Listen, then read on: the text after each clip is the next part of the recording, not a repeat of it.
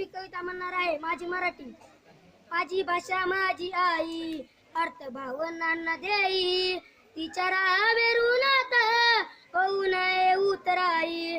तिच्या एक एक शब्दाला रत्न कांचनाचे मोल, कधी तप्तल परी कधी चांदन शीतल. रानवाऱ्याच्या गंधात माझी मराठी भिजली, रानवाऱ्याच्या गंधात माझी मराठी भिजली. लेवनिया नान बोली माझी मराठी सजली, लेवनिया नान बोली माझी मराठी सजली.